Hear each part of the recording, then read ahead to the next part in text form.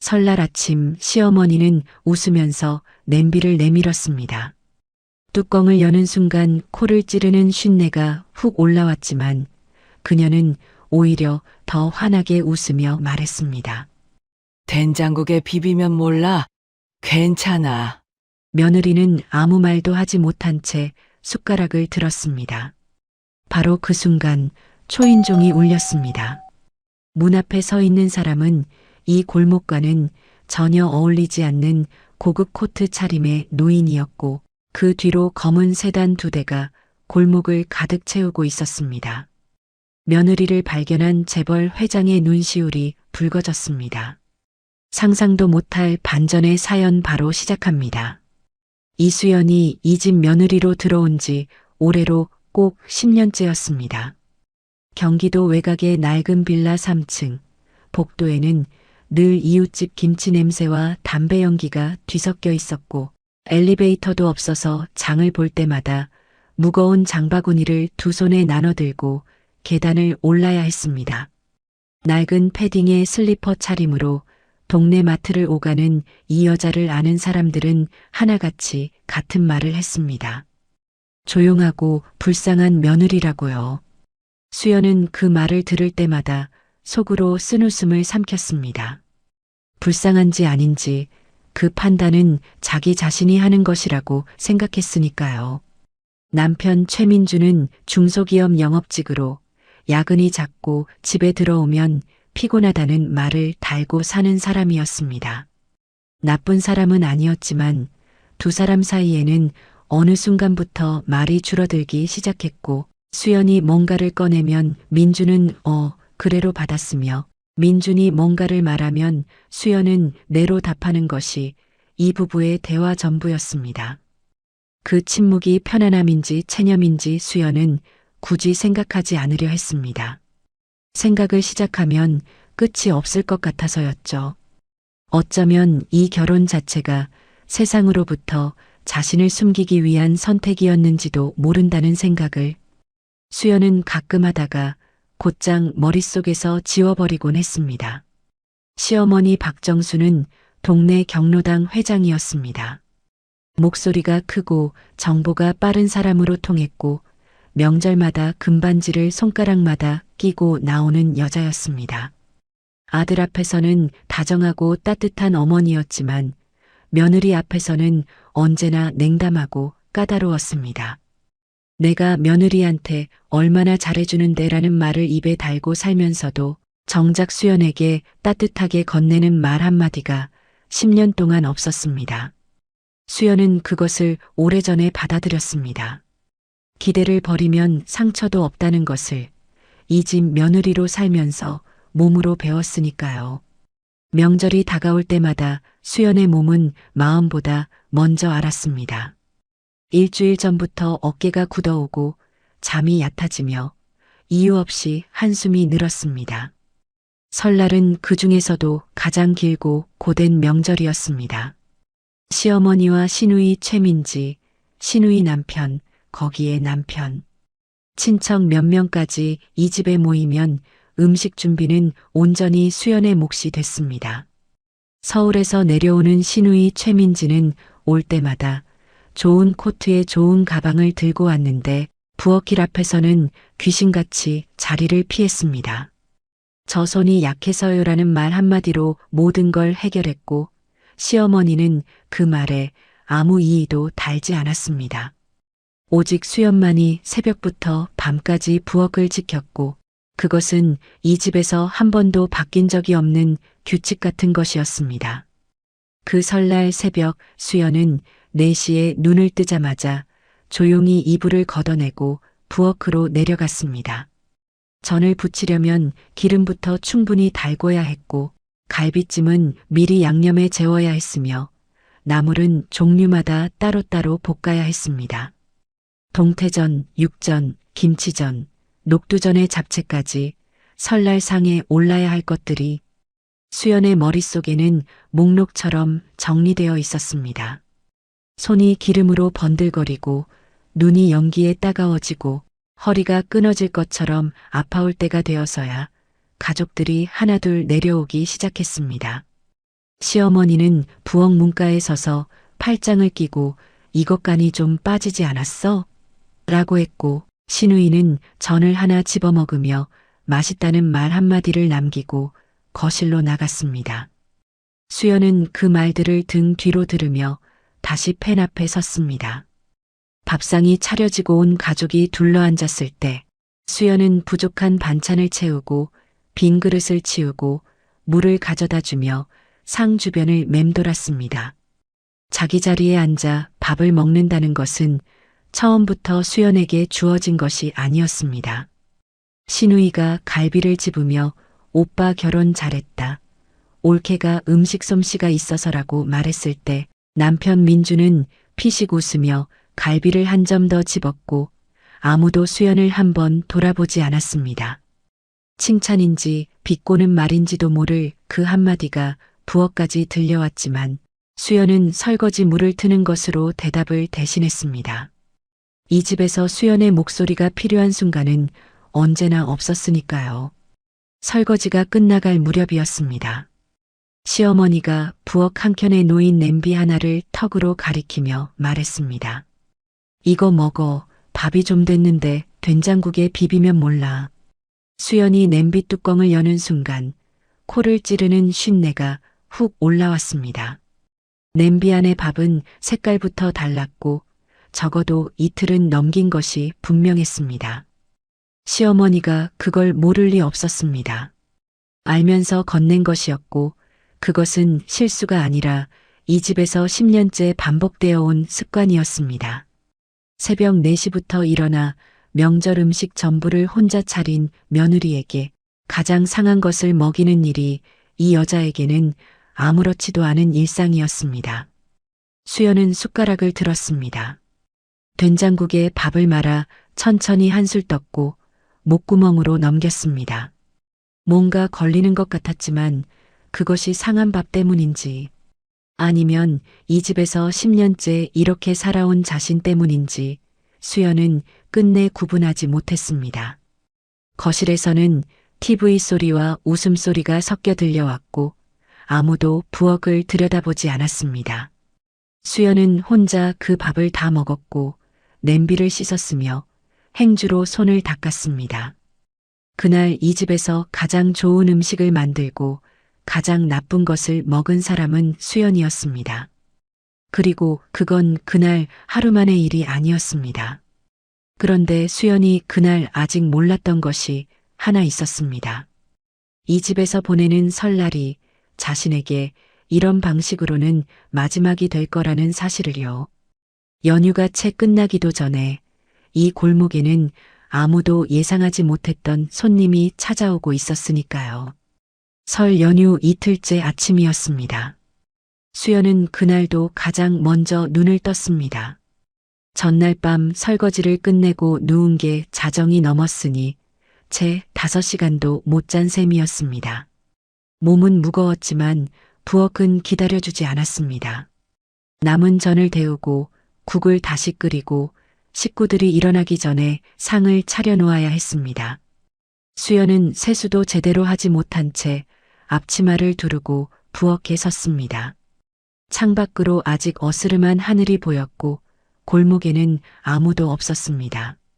이 시간만큼은 세상에서 자신만 깨어있는 것 같은 느낌이 들었고 수연은 그 고요함이 싫지 않았습니다.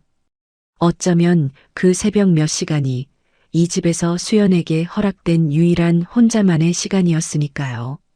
식구들이 하나둘 내려오기 시작한 건 9시가 넘어서였습니다.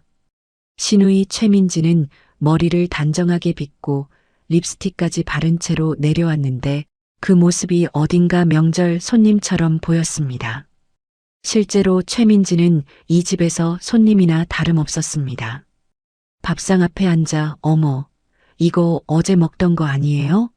라고 했고 시어머니는 그래도 맛은 여전하지라며 웃었습니다. 수연이 새벽부터 다시 데우고 손질한 음식이었지만 그 수고는 어디서도 언급되지 않았습니다. 남편 민주는 핸드폰을 들여다보며 밥을 먹었고 시누이 남편은 말없이 국을 들이켰습니다. 이 밥상에서 수연의 자리는 오늘도 없었습니다. 설거지를 마치고 잠시 안방에 들어가 허리를 펴고 누웠을 때였습니다. 거실에서 시어머니 목소리가 들려왔습니다. 시누이와 뭔가를 소곤소곤 이야기하는 소리였는데 수연의 귀에 자기 이름이 걸렸습니다. 저애 원래 어디 출신인지 알아? 고향도 없고 친척도 없고 부모도 없다잖아. 민준이가 왜 저런 애를 데려왔는지. 시누이가 낮게 웃으며 그러니까요. 오빠가 좀 아까운데라고 받았습니다. 수연은 천장을 바라본 채 눈을 감았습니다. 뭔가가 치밀어 오르는 것 같았지만 그것을 삼키는 데는 이미 익숙해져 있었습니다. 시어머니가 저 말을 한 게 처음이 아니었으니까요. 수연에게 친정이 없다는 것은 이 집에서 가장 자주 쓰이는 무기 중 하나였습니다. 수연에게는 실제로 연락하는 가족이 없었습니다.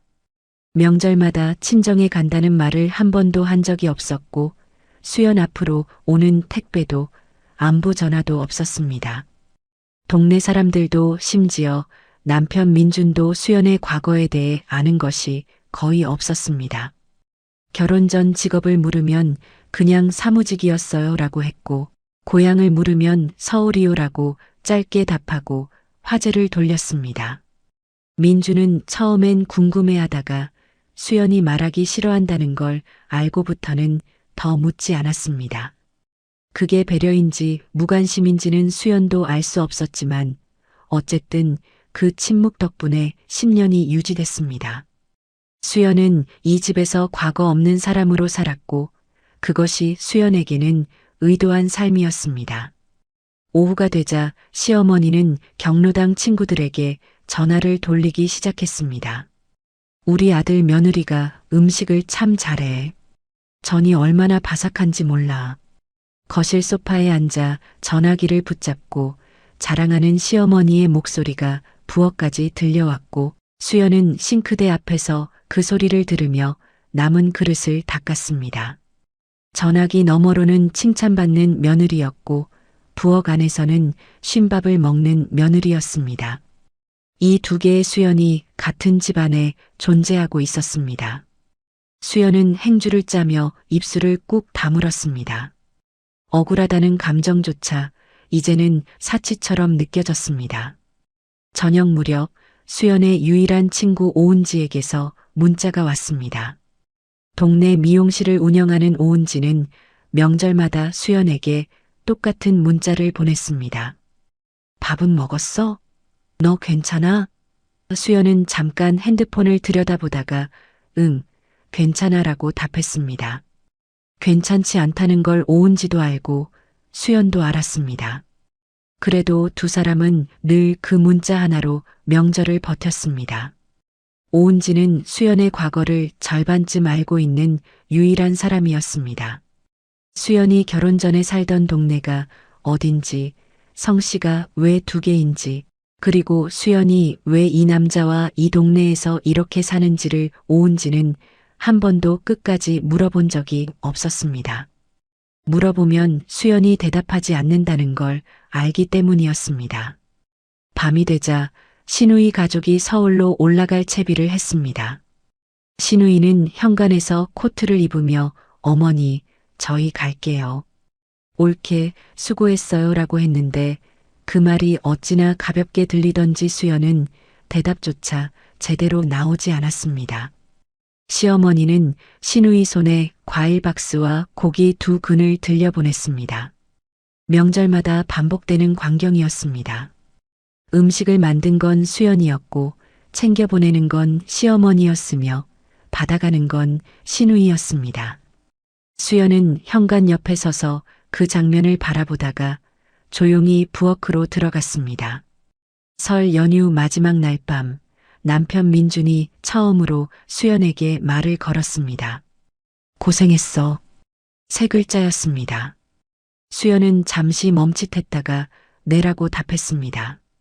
민준은 그 말을 끝으로 핸드폰을 들고 안방으로 들어갔고 수연은 남은 설거지를 마저 했습니다. 고생했다는 그 한마디가 위로인지 아니면 그냥 습관처럼 나온 말인지 수연은 생각하지 않으려 했습니다. 생각하면 더 허전해질 것 같아서였습니다. 싱크대 앞에 서서 마지막 냄비를 씻으며 수연은 자신이 이 집에서 얼마나 오래 이렇게 살 수 있을지 처음으로 진지하게 생각했습니다. 그리고 그 생각이 채 정리되기도 전에 다음날 오후 이 골목에서 아무도 예상하지 못한 일이 벌어지게 됩니다. 수연의 과거가 드디어 수연을 찾아오고 있었으니까요. 설 연휴 마지막 날 오후였습니다. 시어머니는 거실 소파에 앉아 TV를 보고 있었고 남편 민주는 안방에서 낮잠을 자고 있었습니다. 수연은 베란다에서 명절 내내 쓴 행주와 앞치마를 빨고 있었습니다. 비눗물이 손등을 타고 흘렀고 손가락 마디마디가 거칠게 튼 채였습니다. 설날 전부터 사흘 내내 찬물에 손을 담갔으니 그럴 수밖에 없었습니다. 수연은 행주를 꽉 짜서 건조대에 걸며 이제 연휴가 끝나면 조금은 쉴 수 있겠다고 생각했습니다. 그 생각이 채 마무리되기도 전이었습니다. 골목 아래쪽에서 낯선 엔진 소리가 들려왔습니다. 이 동네에서 듣기 힘든 묵직하고 조용한 소리였습니다. 수연은 무심코 베란다 너머로 시선을 내렸고 그 순간 눈이 멈췄습니다. 검은색 세단 2대가 좁은 골목 앞에 나란히 서고 있었습니다. 번호판도 차종도 이 동네와는 전혀 어울리지 않는 차들이었습니다. 앞차 조수석 문이 열리더니 짙은 감색 정장을 차려입은 남자가 내렸습니다. 40대 초반으로 보이는 단정한 인상이었는데 손에는 서류 봉투를 들고 있었고 빌라 입구 호수를 눈으로 훑기 시작했습니다. 수연의 심장이 한 박자 늦게 뛰었습니다. 시어머니가 먼저 눈치를 챘습니다. 창밖을 내다보던 시어머니가 슬리퍼를 끌며 현관으로 나갔고 수연은 베란다에서 그 뒷모습을 바라봤습니다. 잠시 후 시어머니 목소리가 골목까지 들려왔습니다. 여기 그런 사람 없어요. 잘못 찾아오신 거 아니에요? 그런데 비서는 물러서지 않았습니다. 또렷하고 차분한 목소리로 이름을 댔습니다. 수연의 결혼 전 이름, 주민등록상에 올라있는 그 이름을요. 시어머니가 그 자리에서 굳어버렸습니다. 수연도 굳었습니다. 베란다 난간을 잡은 손에 저도 모르게 힘이 들어갔습니다. 수연이 결혼할 때 민준에게 말한 것은 많지 않았습니다. 부모님이 일찍 돌아가셨고 형제도 없으며 의지할 친척도 없다고 했습니다. 민준은 그 말을 의심하지 않았고 시어머니도 처음엔 오히려 좋아했습니다. 친정 눈치 볼 필요 없는 며느리라고요. 그런데 지금 이 골목 앞에 서 있는 남자는 수연이 지워버린 줄 알았던 이름을 정확하게 알고 있었습니다. 그것도 이강상그룹 로고가 박힌 명함을 손에 들고서요. 시어머니가 비서 손에 들린 명함을 들여다보는 순간 동네 경로당 회장의 눈이 처음으로 흔들렸습니다. 수연은 베란다에서 내려오지 않았습니다. 내려가야 한다는 것을 알면서도 발이 떨어지지 않았습니다.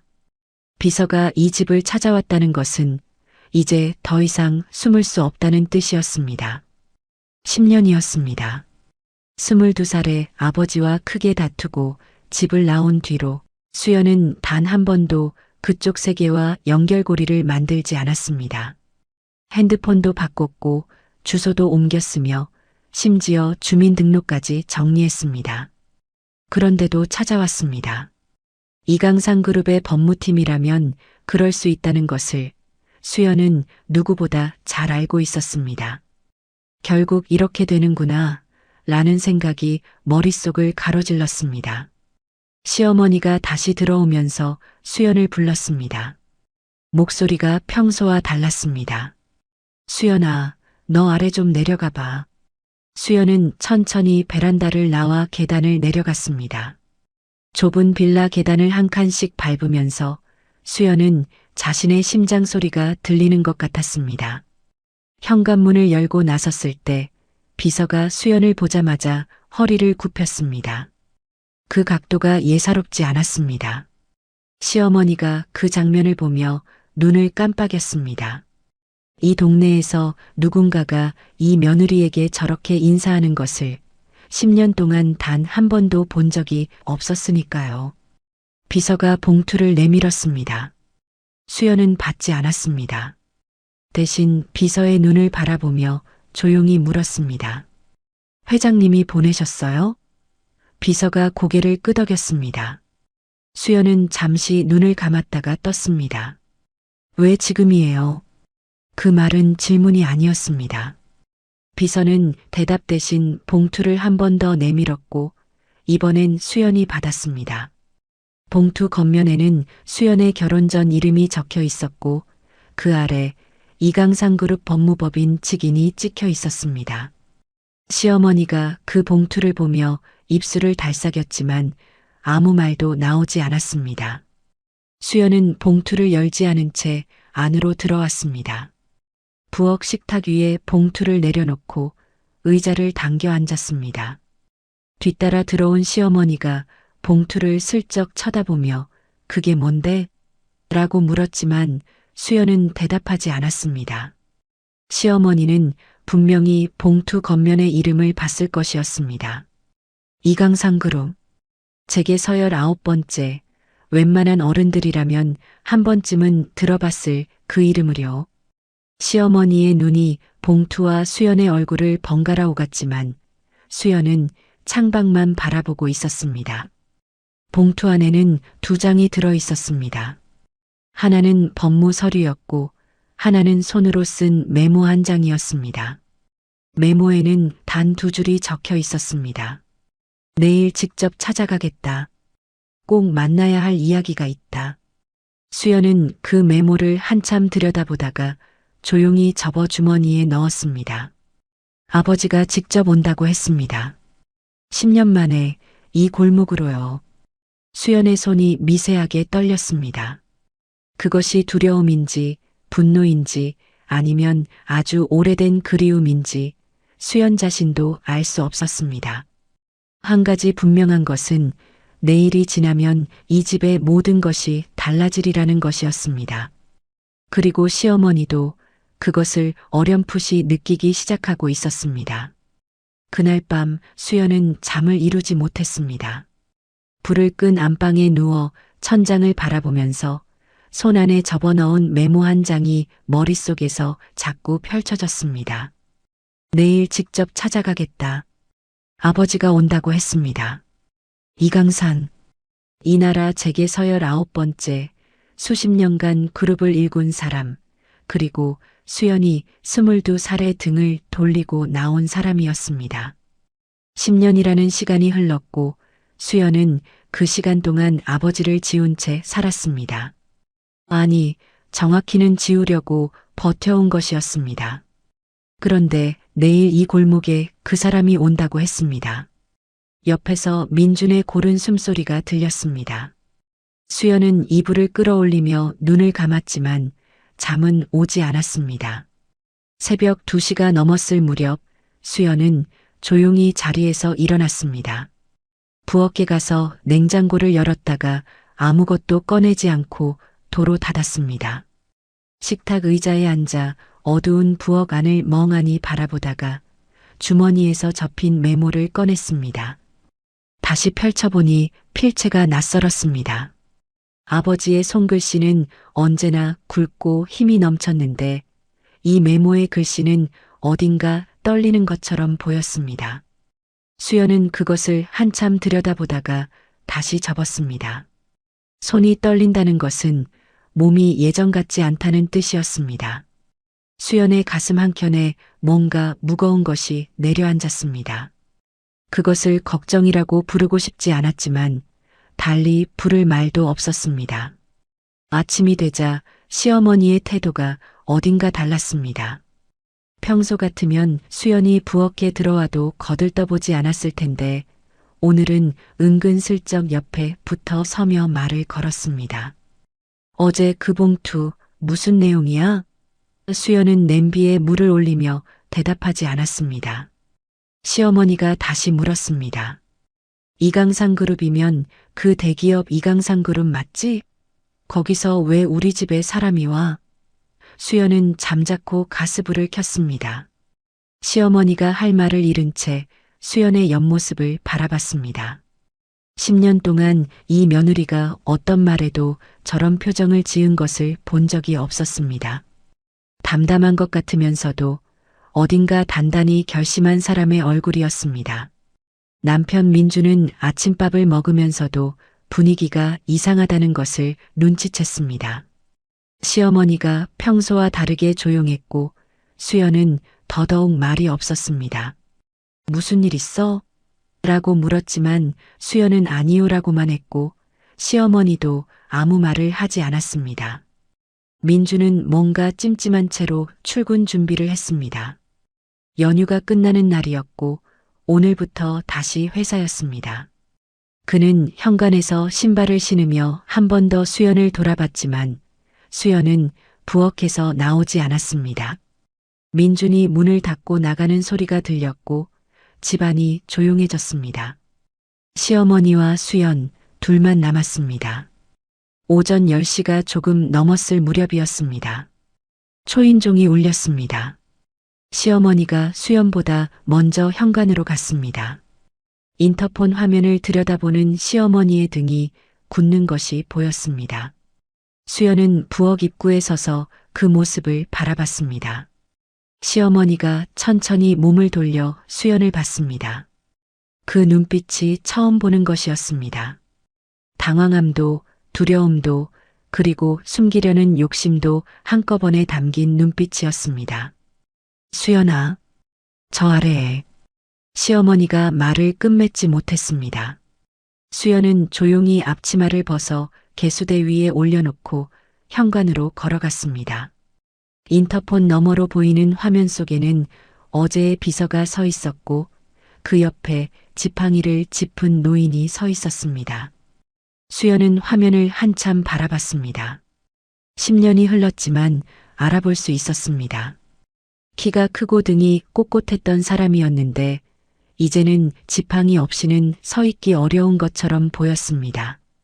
고급 코트를 입고 있었지만 그 안의 사람은 수연이 기억하는 것보다 훨씬 야위어 있었습니다. 수연의 손이 인터폰 버튼 위에서 잠시 멈췄습니다. 열어야 한다는 것을 알았습니다. 하지만 이 문을 여는 순간 10년 동안 유지해온 것들이 한꺼번에 흔들리기 시작할 거라는 것도 알았습니다.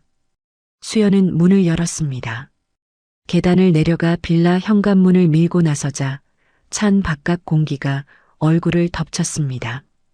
골목 앞에 어제와 같은 검은 세단들이 서 있었고 비서가 한 발 물러서며 길을 열었습니다. 이강산이 수연을 봤습니다. 두 사람이 마주한 것은 10년 만이었습니다. 회장은 한동안 아무 말도 하지 못했습니다. 수연도 말이 없었습니다. 골목에 찬 바람이 지나가고 멀리서 아이들 노는 소리가 들렸습니다. 이강산의 눈가가 붉어지기 시작했습니다. 야윈 손이 지팡이를 더 꽉 쥐었습니다. 수연은 그 손을 바라보다가 시선을 들어 아버지의 얼굴을 정면으로 봤습니다. 이 사람이 이렇게 늙었구나 라는 생각이 스치는 것을 막을 수가 없었습니다. 이강산이 겨우 입을 열었습니다. 수연아. 딱 그 한마디였습니다. 수연의 가슴 어딘가에서 뭔가가 무너지는 소리가 났습니다. 하지만 수연은 표정을 바꾸지 않았습니다. 차갑지도 반갑지도 않은 얼굴로 아버지를 바라보며 조용히 말했습니다. 들어오세요. 그것은 환영이 아니었습니다. 그렇다고 거절도 아니었습니다. 10년의 시간이 만들어낸 수연만의 방식이었습니다. 그리고 이강산이 지팡이를 짚으며 빌라 안으로 들어서는 순간 이 집의 공기가 완전히 달라졌습니다. 베란다에서 그 장면을 내려다보던 시어머니의 얼굴에서 처음으로 혈색이 빠져나갔습니다. 저 노인이 누구인지, 이 며느리와 어떤 관계인지 시어머니는 아직 모르고 있었습니다. 하지만 곧 알게 될 것이었습니다. 그리고 그것을 알게 되는 순간 이 집에서 지난 10년이 전부 다른 의미로 뒤집히게 될 것이었습니다. 이강산이 빌라 안으로 들어서는 순간 비서 2명이 뒤를 따랐습니다. 좁은 현관에 3사람이 들어서자 공간이 꽉 찼습니다. 수연은 거실을 가리키며 앉으라고 했습니다. 낡은 소파와 오래된 장판, 벽에 걸린 달력 하나가 전부인 이 거실에 이강산 회장이 천천히 앉았습니다. 지팡이를 무릎 위에 올려놓고 주위를 한번 둘러봤는데 그 눈빛에 뭔가가 담겨 있었습니다. 측은함인지 자책인지 수연은 읽으려 하지 않았습니다. 시어머니는 계단 쪽에 서서 이 장면을 지켜보고 있었고 거실 안으로 들어오지도 그렇다고 올라가지도 못한 채 굳어 있었습니다. 수연은 부엌에서 물 2잔을 가져왔습니다. 한 잔은 아버지 앞에, 한 잔은 자신 앞에 놓고 맞은편 의자에 앉았습니다. 비서들은 현관 쪽에 물러서 있었습니다. 거실에는 수연과 이강산 둘만 남은 셈이었습니다. 아버지는 물잔을 바라보다가 수연의 얼굴을 봤고 수연은 아버지의 얼굴을 정면으로 바라봤습니다. 오랜 침묵이 흘렀습니다. 창밖에서 골목을 지나는 오토바이 소리가 잠깐 들렸다가 사라졌습니다. 이강산이 먼저 입을 열었습니다. 많이 컸구나. 수연은 대답하지 않았습니다. 컸다는 말이 어울리는 나이가 아니었고 그 말이 진심인지 아닌지도 지금 당장 판단하고 싶지 않았습니다. 이강산이 비서를 향해 눈짓을 했습니다. 비서가 앞으로 나와 서류 봉투를 탁자 위에 내려놓았습니다. 어제 수연이 받아서 열지 않은 채 식탁에 뒀던 것과는 다른 봉투였습니다. 더 두툼하고 겉면에 법무법인 직인이 2군데 찍혀 있었습니다. 수연은 그 봉투를 내려다봤습니다. 열어봐라. 이강산이 말했습니다. 수연은 손을 뻗지 않았습니다. 대신 아버지를 똑바로 보며 물었습니다. 왜 지금 오셨어요? 그것은 어제 비서에게 했던 말과 같았지만 지금은 의미가 달랐습니다. 어제는 혼잣말에 가까웠다면 지금은 10년치 무게가 실린 질문이었습니다. 이강산이 잠시 눈을 감았습니다. 야윈 손이 지팡이 손잡이 위에서 미세하게 떨렸습니다. 최장합니다. 말기라고 한다. 수연의 어깨가 아주 조금 흔들렸습니다. 그것을 본 사람은 없었습니다. 수연 자신도 느끼지 못했을지 모릅니다. 이강산이 이어서 말했습니다. 남은 시간이 얼마 없어. 그 전에 꼭 봐야 할 것 같아서 왔다. 수연은 탁자 위 봉투를 바라봤습니다. 그리고 천천히 손을 뻗어 봉투를 집어들었습니다. 뜯는 손이 미세하게 떨렸지만 수연은 개의치 않았습니다. 봉투 안에는 2가지가 들어 있었습니다. 하나는 두꺼운 법무 서류였습니다. 상속 관련 문서였고 수연의 이름이 수차례 등장했습니다. 그런데 수연의 시선이 멈춘 것은 서류가 아니었습니다. 서류 아래에 끼워진 낡은 편지 봉투 하나였습니다. 누렇게 바랜 봉투 겉면에 수연의 어린 적 이름이 적혀 있었고 글씨는 수연이 누구보다 잘 알고 있는 필체였습니다. 어머니의 글씨였습니다. 수연의 손이 그 자리에서 멈췄습니다. 손끝이 차가워지는 것이 느껴졌습니다. 이게 뭐예요? 목소리가 평소보다 낮게 깔렸습니다. 이강산이 대답했습니다. 내 어머니가 남긴 거다. 수연이 고개를 들어 아버지를 봤습니다. 어머니가요. 이강산이 천천히 고개를 끄덕였습니다. 내가 집을 나간 지 2년 후에 어머니가 세상을 떴다. 그 말이 거실 공기 속으로 퍼져나갔습니다. 수연은 아무 말도 하지 못했습니다. 2년이라고 했습니다. 수연이 22살에 집을 나왔으니 어머니는 수연이 24일 때 돌아가셨다는 뜻이었습니다. 수연은 그것을 몰랐습니다. 10년 동안 단 한 번도 몰랐습니다. 어머니가 아직 살아계실 거라고 생각했고 언젠가 아버지와의 관계가 정리되면 찾아뵈면 된다고 막연하게 생각해왔습니다. 그 막연한 기다림이 이미 10년 전에 끝나 있었습니다. 바로 그 순간이었습니다. 계단 쪽에 서 있던 시어머니가 거실 안으로 들어왔습니다. 무슨 말인지는 다 들었을 것이었습니다. 시어머니가 이강산을 바라보다가 수연을 바라봤습니다. 그리고 비서 손에 들린 다른 서류 봉투 겉면을 눈으로 훑었습니다. 이강산 그룹 로고 아래 적힌 이름, 그리고 법무법인 직인. 시어머니의 눈이 커졌습니다.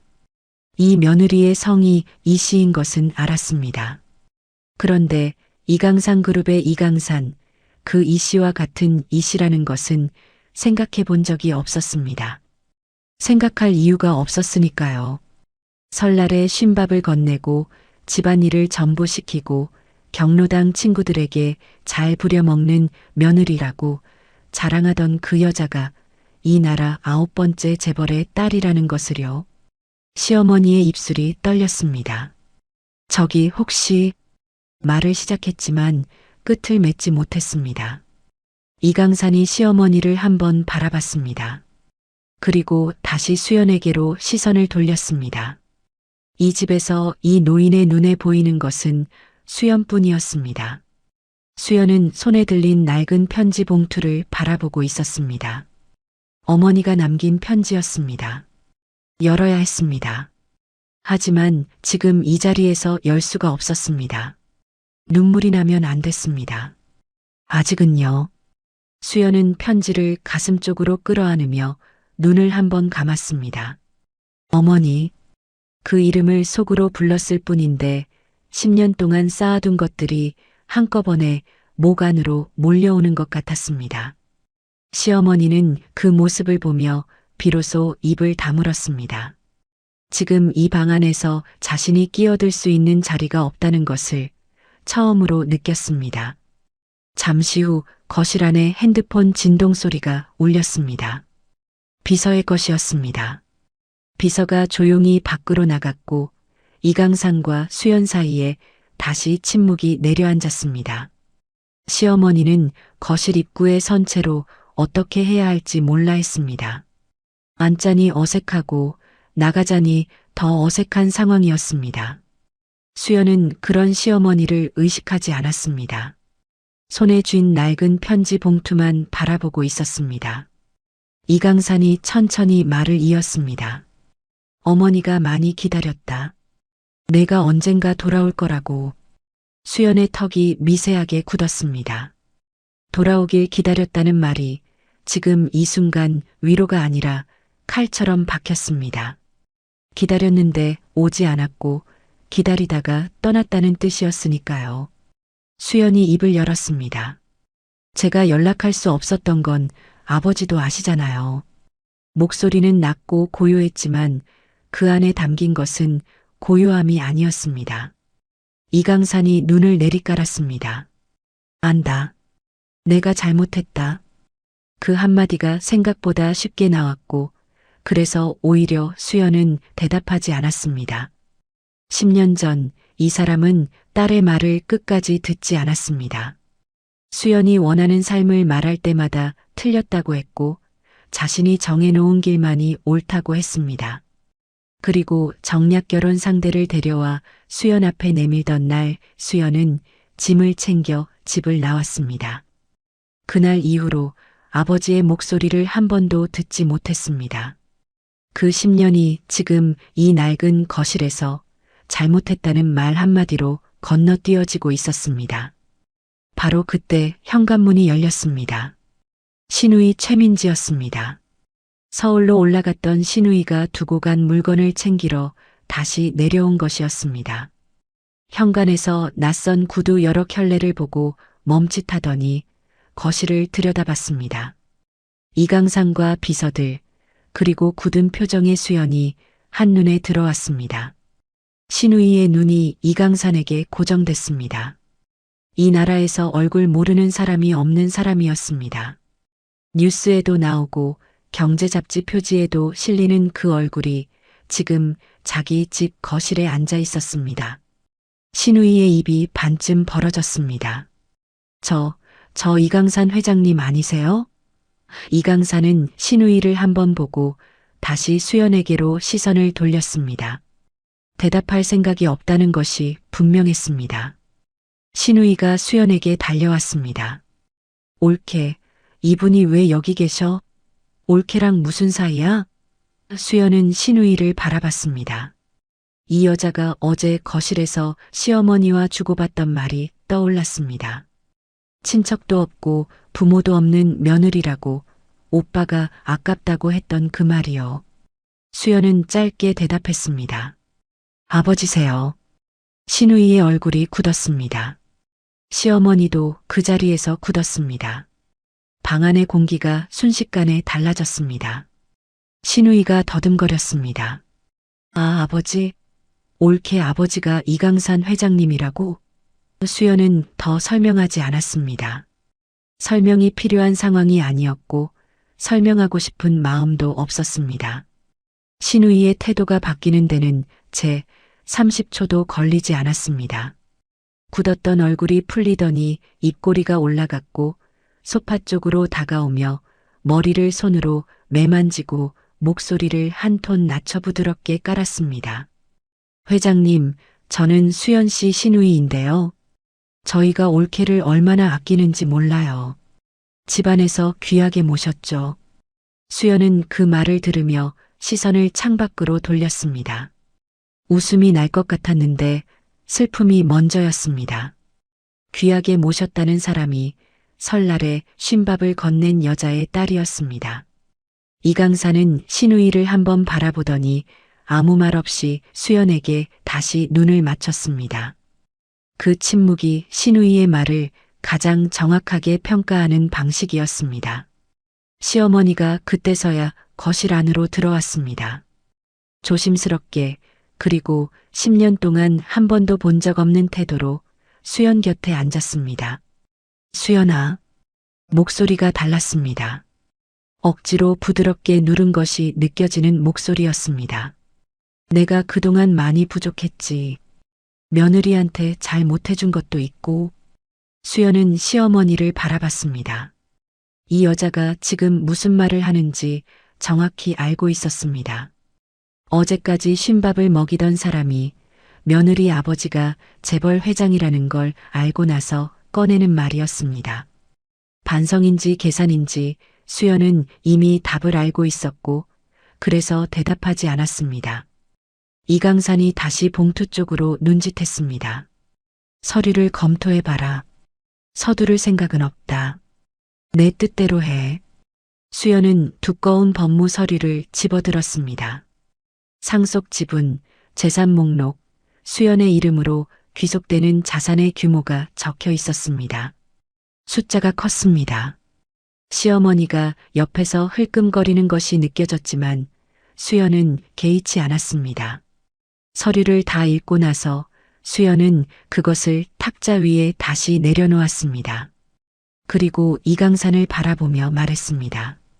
받지 않겠습니다. 방안이 조용해졌습니다. 시어머니가 숨을 들이켰고 신우이가 눈을 깜빡였으며 비서는 표정을 바꾸지 않았습니다. 이강산만이 수연을 바라보며 고개를 천천히 끄덕였습니다. 예상했다는 듯이요. 수연이 이어서 말했습니다. 대신 한 가지만 부탁드려도 될까요?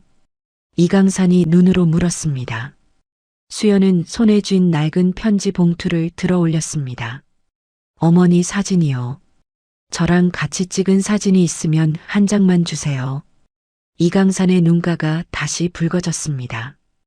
야윈 손이 코트 안주머니로 들어갔습니다. 잠시 후 꺼낸 것은 오래된 사진 한 장이었습니다. 수연이 6살쯤 됐을 때 어머니와 나란히 찍은 것이었는데 어머니는 수연의 머리에 꽃 모양 핀을 꽂아주며 웃고 있었고 어린 수연은 카메라를 향해 두 눈을 동그랗게 뜨고 있었습니다. 수연은 그 사진을 받아들고 한참 바라봤습니다. 이번에는 눈물을 참지 않았습니다. 소리 없이 그냥 흘렀습니다. 시어머니가 그 모습을 보며 고개를 숙였고 신우이는 아무 말도 하지 못했습니다. 이 방 안에서 지금 가장 가난하고 가장 단단한 사람이 누구인지 더 이상 설명이 필요하지 않았습니다. 이강산이 자리에서 일어났습니다. 지팡이를 짚고 천천히 몸을 세우며 비서들에게 눈짓으로 먼저 나가라고 했습니다. 신우이도 눈치를 챘는지 슬그머니 현관 쪽으로 물러났고 시어머니는 자리를 뜨지 못한 채 소파 끄트머리에 앉아 있었습니다. 이강산이 수연을 내려다보며 말했습니다. 편지는 혼자 읽어라. 어머니가 내게만 쓴 거다. 그 말을 남기고 거실을 나섰습니다. 현관문이 닫히는 소리가 들렸고 잠시 후 골목에서 차 시동 소리가 멀어졌습니다. 거실에는 수연과 시어머니만 남았습니다. 시어머니가 일어서려는 것을 수연이 먼저 말했습니다. 어머니, 잠깐 계세요. 시어머니가 다시 앉았습니다. 수연은 손에 든 낡은 편지 봉투를 탁자 위에 내려놓고 천천히 뜯기 시작했습니다. 편지는 2장이었습니다.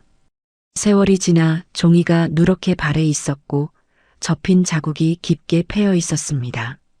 오래전에 썼다가 오랫동안 접어둔 것이 분명했습니다. 수연은 첫 줄을 읽다가 손이 멈췄습니다. 어머니의 필체가 너무 선명했습니다. 눈앞에서 어머니가 직접 말하는 것처럼 느껴졌고 그래서 더 가슴이 먹먹했습니다. 편지에는 원망이 없었습니다. 딸이 집을 나간 것을 탓하는 말도 돌아오라는 말도 없었습니다. 대신 이런 말이 적혀 있었습니다. 내가 선택한 삶이 틀리지 않았다고. 엄마는 그걸 너무 늦게 알았다고. 그리고 마지막 줄에 딱 한 문장이 있었습니다. 보고 싶다, 수연아. 수연은 그 문장에서 더 읽지 못했습니다. 편지를 무릎 위에 내려놓고 눈을 감았습니다. 눈물이 뺨을 타고 소리 없이 흘러내렸습니다. 시어머니가 아무 말도 하지 못했습니다. 이 며느리가 우는 것을 10년 동안 한 번도 본 적이 없었습니다. 수연은 언제나 무표정하거나 아니면 괜찮은 척했습니다. 그런 수연이 지금 이렇게 울고 있었습니다. 소리도 없이 몸도 떨지 않고 그냥 눈물만 흘렀습니다. 시어머니는 그 모습이 이상하게 무서웠습니다. 소리내어 우는 것보다 저렇게 조용히 우는 것이 더 깊은 슬픔이라는 것을 살면서 처음으로 느꼈습니다. 시어머니가 입을 열었습니다. 수연아, 나는 몰랐어. 진짜로 몰랐다고. 수연이 눈을 뜨고 시어머니를 바라봤습니다. 그 눈빛이 차갑지도 그렇다고 따뜻하지도 않았습니다. 그냥 담담했습니다. 그 담담함이 시어머니의 말을 가운데서 잘라버렸습니다. 수연이 천천히 입을 열었습니다. 시어머니에게 하는 말이었지만 어딘가 먼 곳을 향하는 것 같은 목소리였습니다. 수연이 집을 나온 건 22살이었습니다. 아버지가 정해놓은 남자와 결혼하라는 말을 들은 날이었습니다. 상대는 거래처 회장의 아들이었고 아버지는 그것을 결혼이라고 불렀지만 수연에게는 거래처럼 느껴졌습니다. 수연이 싫다고 했을 때 아버지는 처음으로 딸에게 손을 들었습니다. 그날 밤 수연은 가방 하나에 옷 몇 벌과 통장을 넣고 집을 나왔습니다. 뒤를 돌아보지 않았습니다. 어머니가 현관까지 따라 나왔지만 수연은 그냥 걸었습니다. 그게 어머니를 본 마지막이었습니다. 그 사실을 수연은 지금 이 자리에서 이 편지를 읽고 나서야 알았습니다. 시어머니의 눈가가 붉어졌습니다. 평생 며느리 앞에서 눈물을 보인 적 없는 여자였는데 지금 이 이야기를 들으며 눈이 촉촉해지고 있었습니다. 그것이 진심인지 아니면 상황이 만들어낸 감정인지는 알 수 없었습니다. 하지만 수연은 그 눈물에 기대지 않았습니다. 이야기를 멈추지 않았습니다. 집을 나온 뒤 수연은 혼자 방을 구했습니다. 보증금 500에 월세 30만 원짜리 고시원이었고 편의점 아르바이트로 생활비를 댔습니다. 아버지가 찾아올까봐 동네를 2번 옮겼고 핸드폰을 바꿨으며 일부러 아버지와 아무 연관이 없는 동네에서 살았습니다. 최민준을 만난 건 그 무렵이었습니다.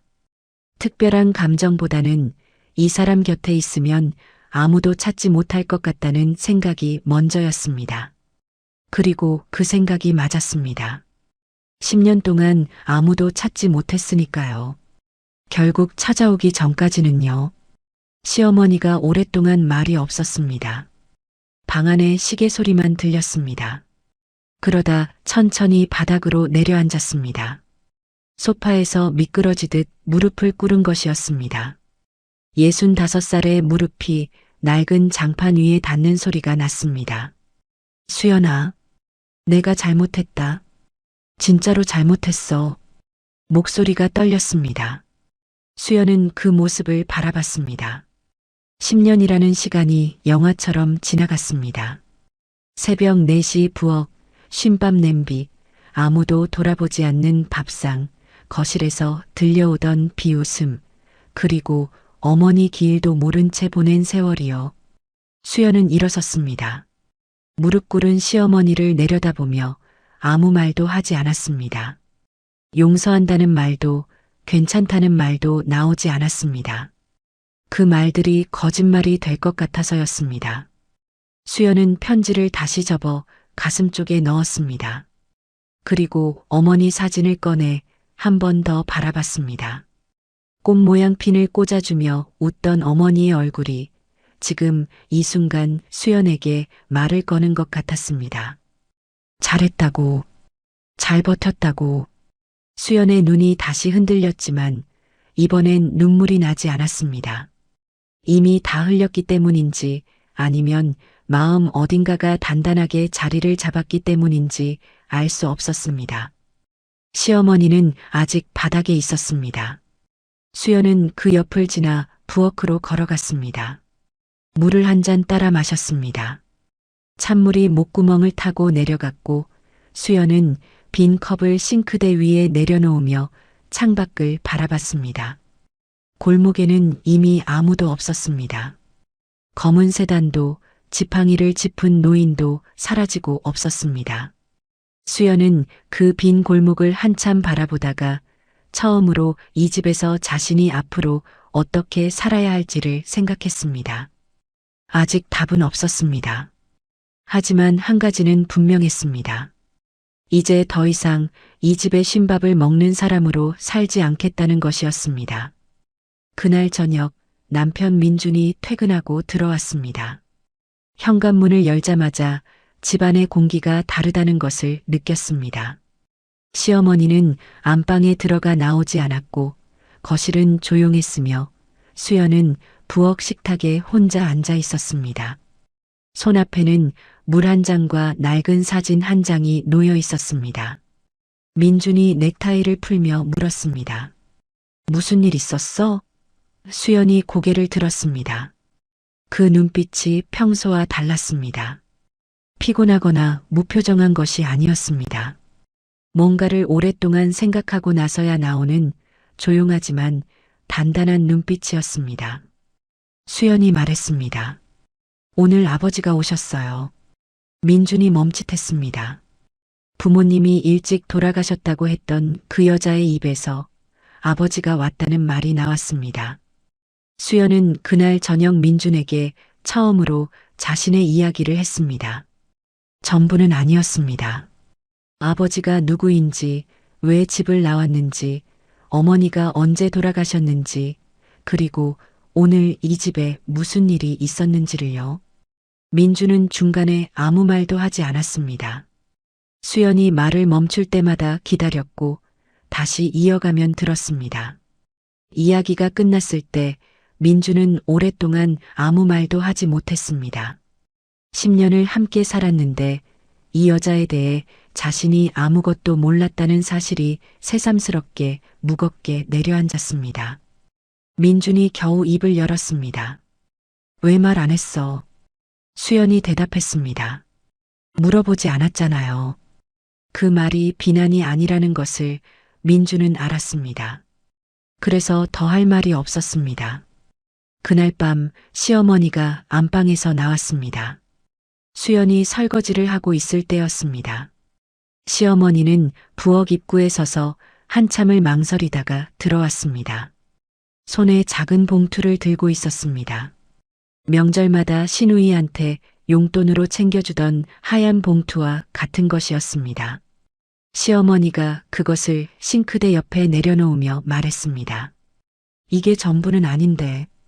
그래도 받아. 수연은 설거지를 멈추고 그 봉투를 바라봤습니다. 10년 동안 명절마다 혼자 음식을 만들고 쉰밥을 먹고 단 한 번도 용돈 봉투를 받아본 적이 없던 수연에게 시어머니가 처음으로 내민 봉투였습니다. 수연은 손을 뻗지 않았습니다. 봉투를 다시 시어머니 쪽으로 밀며 조용히 말했습니다. 괜찮습니다. 시어머니의 눈이 흔들렸습니다. 수연은 다시 설거지를 시작했습니다. 돈이 필요 없어서가 아니었습니다. 이 봉투 하나로 덮을 수 있는 것이 없었습니다. 10년이라는 시간은 봉투 하나의 무게로 정산되는 것이 아니었으니까요. 수연은 그것을 알고 있었고 시어머니도 어렴풋이는 알고 있었습니다. 그래서 시어머니는 봉투를 다시 집어들고 부엌을 나가면서 아무 말도 하지 못했습니다. 발소리가 멀어졌고 안방 문이 닫혔습니다. 수연은 혼자 남아 마지막 그릇을 헹궜습니다. 수돗물 소리만 들리는 부엌에서 수연은 처음으로 이 집을 벗어나는 일에 대해 구체적으로 생각했습니다. 무섭지 않았습니다.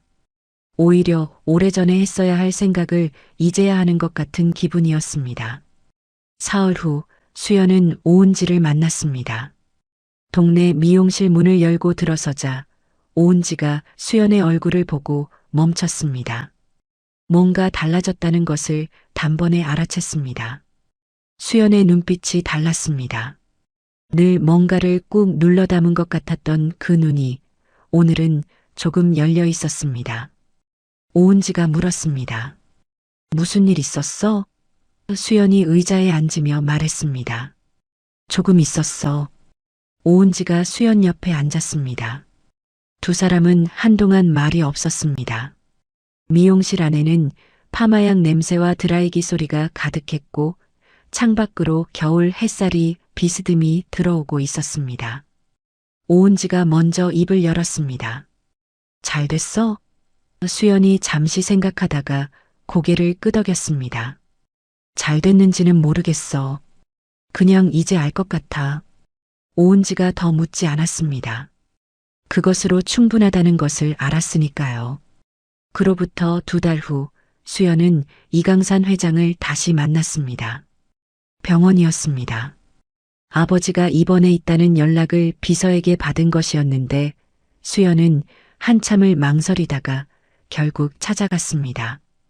용서해서가 아니었습니다. 그렇다고 화해를 위해서도 아니었습니다. 그냥 가야 할 것 같았습니다. 병실 문을 열었을 때 이강산은 창가 침대에 누워 있었고 수연을 보자마자 몸을 일으키려 했습니다. 수연이 먼저 손을 들어 막았습니다. 그리고 침대 옆 의자에 앉았습니다. 두 사람은 한동안 말없이 창밖을 바라봤습니다. 병원 창밖으로 겨울나무가 보였고 앙상한 가지 사이로 하늘이 파랗게 열려 있었습니다. 이강산이 조용히 말했습니다. 와줘서 고맙다. 수연은 대답하지 않았습니다. 대신 침대 위에 놓인 아버지의 손을 아주 잠깐 손으로 덮었습니다. 그것이 수연이 할 수 있는 전부였고 그것으로 충분했습니다. 수연은 이강산 그룹의 상속을 끝내 받지 않았습니다. 법무팀이 3차례 연락을 해왔지만 수연의 대답은 바뀌지 않았습니다. 대신 수연은 그해 봄 조용히 검정고시 교재를 샀습니다. 대학을 가겠다는 것이 아니었습니다. 오래전에 하고 싶었던 것들을 이제 시작해도 늦지 않겠다는 생각이었습니다. 민중과의 관계는 이전과 같지 않았지만 그렇다고 끝난 것도 아니었습니다.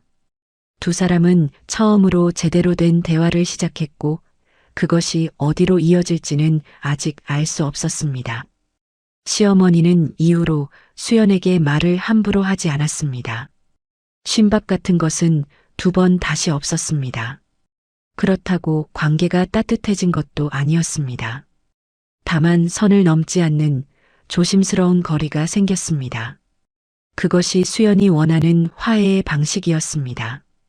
수연이 어머니 사진을 액자에 넣은 것은 봄이 오고 나서였습니다. 베란다 창가 선반 위에 올려놓았습니다. 햇살이 들어오는 오전이면 사진 속 어머니의 얼굴이 환하게 빛났습니다. 꽃 모양 핀을 꽂아주며 웃던 그 얼굴이 매일 아침 수연을 바라봤습니다. 수연은 그 앞에 서서 가끔 이렇게 생각했습니다. 엄마, 나 이제 괜찮아. 완전히 괜찮은 건 아니지만 그래도 이제는 내가 원하는 쪽으로 가고 있어. 그 말을 소리내어 한 적은 없었습니다. 하지만 사진 속 어머니가 알아들을 것 같았습니다. 설날에 쉰밥을 먹던 그 부엌에서 이 여자는 그렇게 조금씩 자신의 삶을 되찾고 있었습니다. 가장 낮은 자리에서 오래 버텨온 사람만이 알 수 있는 방식으로 천천히 그리고 단단하게요. 여러분은 어떠신가요? 오래 참아온 것이 있다면 이제는 조금 내려놓아도 괜찮지 않을까요? 오늘도 들어주셔서 감사합니다. 항상 더 감동을 불러오는 채널이 되도록 노력하겠습니다. 댓글로 화이팅 응원 부탁드리겠습니다.